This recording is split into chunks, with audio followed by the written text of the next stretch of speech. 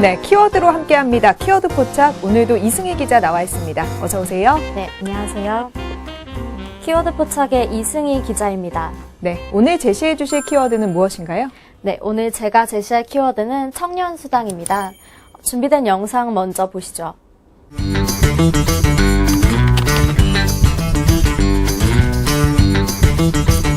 제가 뭘 그렇게 잘못했어요? 뭔 놈의 세상이 맨날 100대1이야! 현재 대한민국이 안고 있는 가장 큰 문제 중 하나, 바로 날이 갈수록 심각해지는 청년 실업입니다. 7포 세대라고 불리는 요즘 청년들, 꿈과 희망까지 포기한 7포로 불리고 있는데요. 어쩌다 이 지경까지 됐을까요? 상황이 심각해지자 지자체들이 앞다투어 청년수당을 도입하고 나섰습니다. 이 시대의 슬픈 청년들에게 청년수당은 과연 버팀목이 될까요? 독이 든 사탕이 될까요? 관련 내용 기획취재팀에서 준비했습니다. 네, 영상을 보니 가슴이 참 먹먹합니다. 꿈과 희망을 가져야 할 청년들이 왜 이렇게 포기해야 하는 게 많은지 현실이 참 안타까운데요.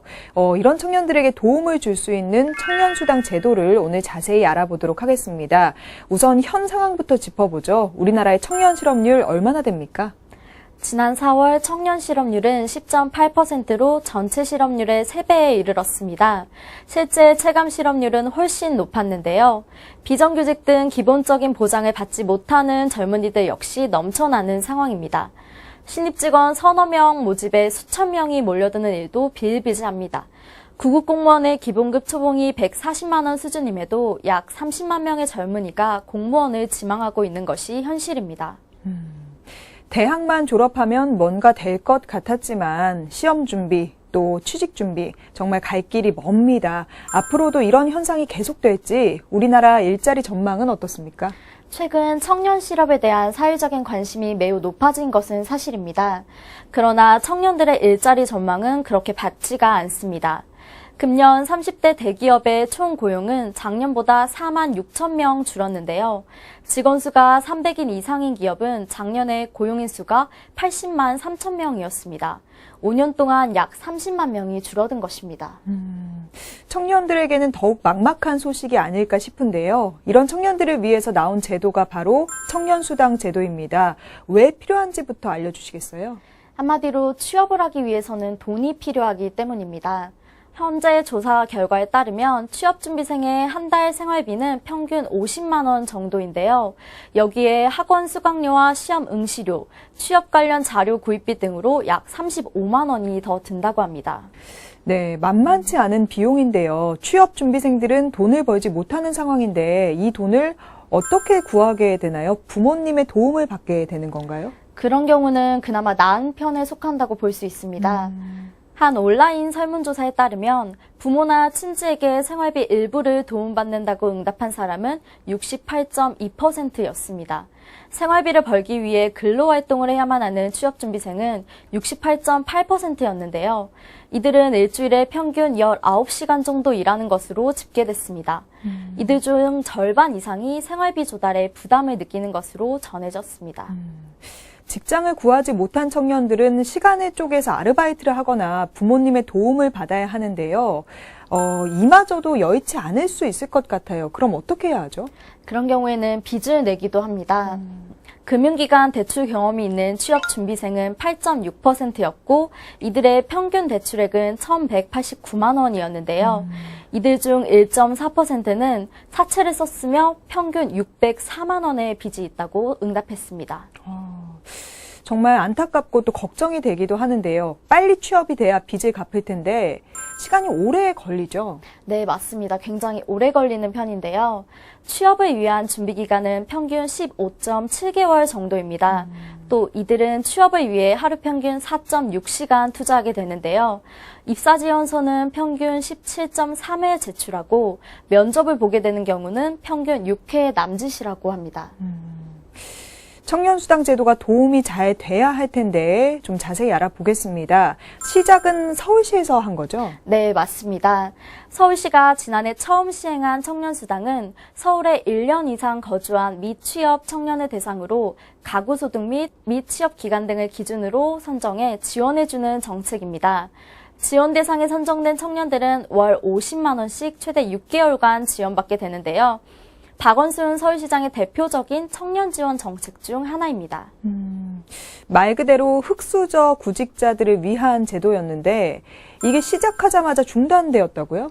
네, 보건복지부가 도덕적 해이를 이유로 반대하고 나섰기 때문입니다. 보건복지부의 직권 취소로 서울시의 청년수당 정책은 시행 한 달 만에 중단돼야만 했습니다. 서울시는 당초 1인당 6개월 동안 총 300만 원을 지급할 예정이었지만 지난해 8월 청년 2,831명에게 50만 원의 청년수당을 지급한 뒤 바로 지원을 중단해야만 했습니다. 청년들을 위한 제도인데 단순히 도덕적 해이라는 이유로 중단하기에는 조금 약하지 않나 싶은데 다른 의견은 없었나요?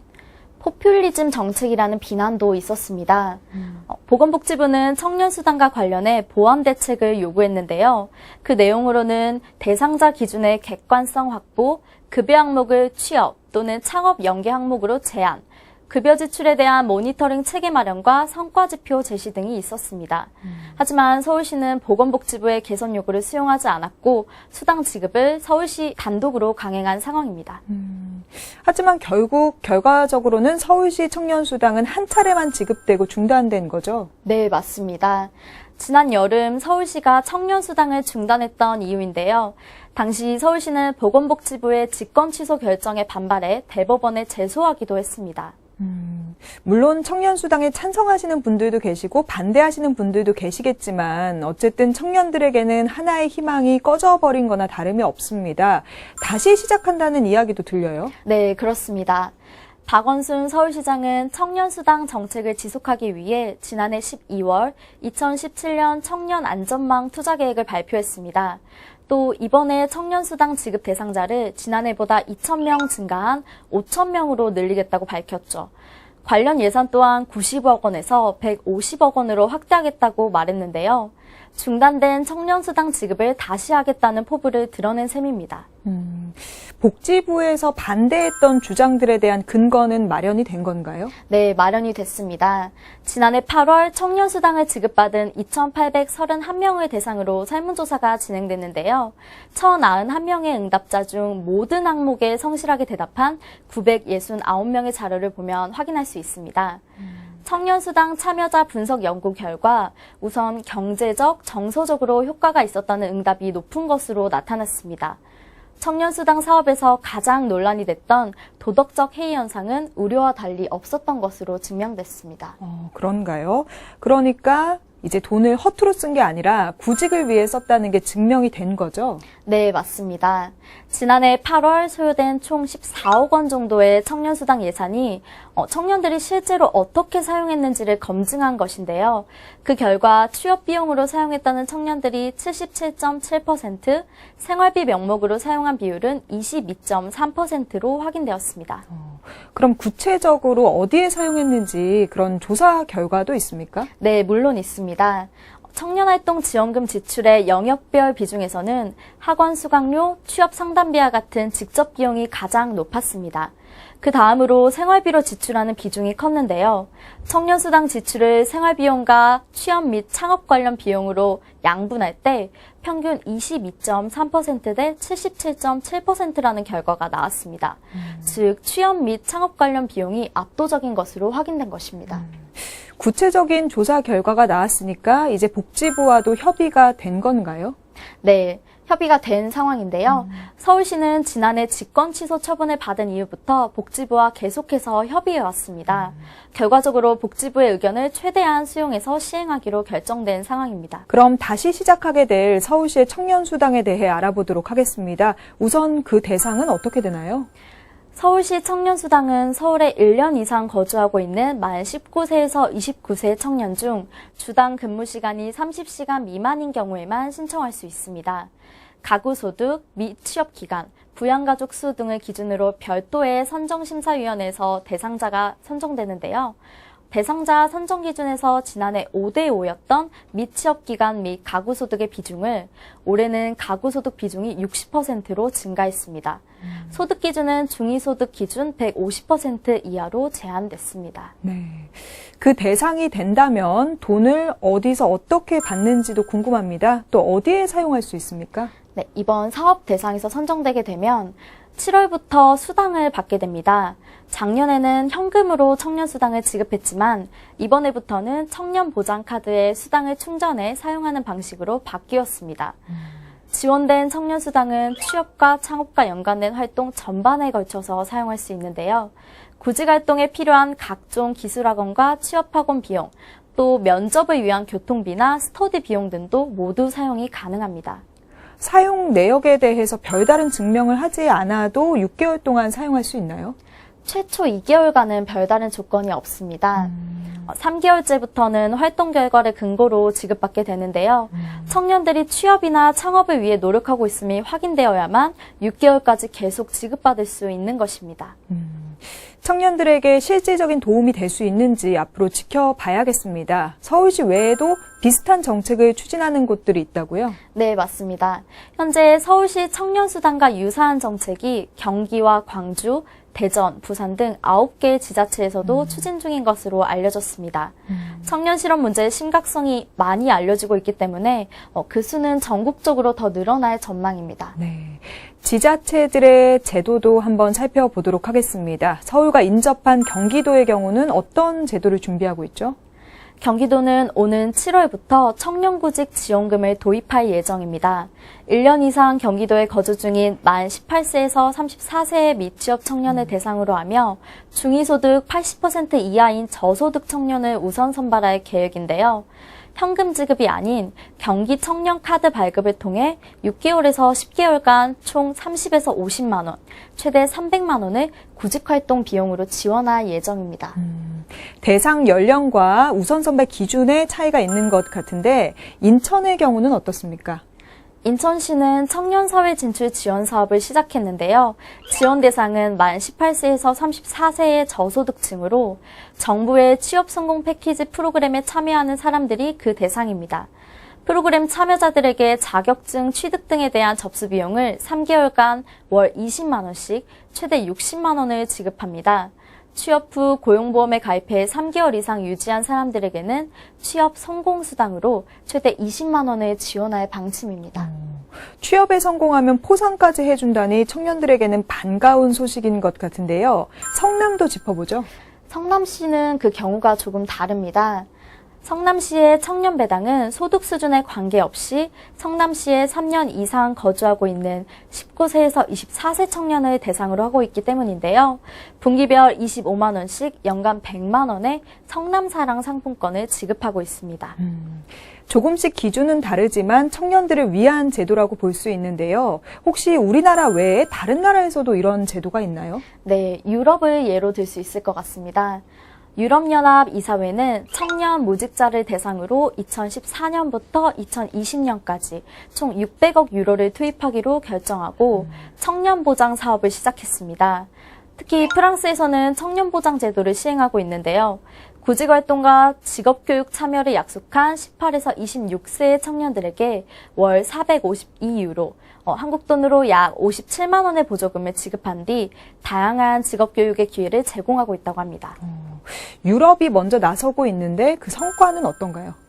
네, 그 성과를 말씀드리면 실제로 46명을 선발해 1년간 1,000유로씩의 기본소득을 지급하는 독일의 경우에는 기본소득을 받고 노력을 하지 않은 사람은 아무도 없었다고 합니다. 기본소득으로 직업훈련이나 교육을 받고 학교 진학 등 새로운 길을 찾으려고 노력한 것으로 드러났는데요.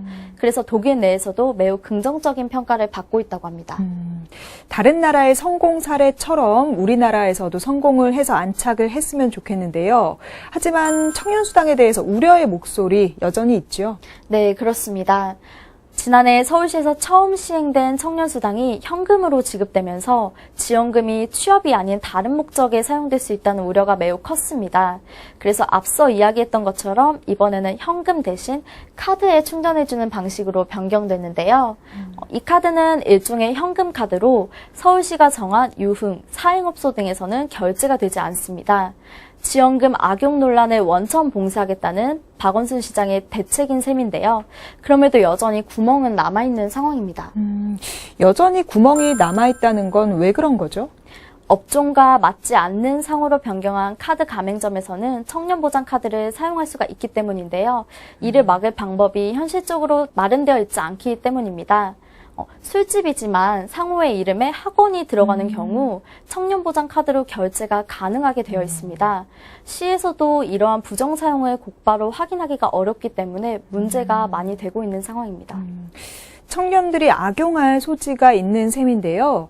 만약에 청년들이 그렇게 사용했을 경우에 어떤 처벌을 받게 되나요? 아직까지 구체적인 처벌 규정은 나와 있지가 않습니다. 시에서는 악용된 사례가 적발될 경우에 그동안 지원했던 금액을 전액 환수할 예정이라고 밝혔습니다. 네, 악용하는 사례는 없어야 할 텐데요. 서울시의 경우에는 복지부와도 갈등의 씨앗이 있었습니다. 보건복지부와는 어떻게 잘 봉합이 됐나요? 아직은 갈등이 조금 남아있는 상황입니다. 복지부는 서울시 청년수당 사업 동의가 올해 사업에 한정된 것이라고 밝혔기 때문인데요. 복지부가 지난해 직권 취소한 사건과 관련해서는 아직 철회를 하지 않은 상황입니다. 지난해 8월 이루어진 시범사업건에 대해서는 소송도 아직 진행 중이라고 합니다. 그 내용도 앞으로 지켜봐야겠습니다. 하지만 무엇보다 청년들에게 근본적으로 필요한 건 수당보다는 일자리 아닐까요? 네, 그렇습니다.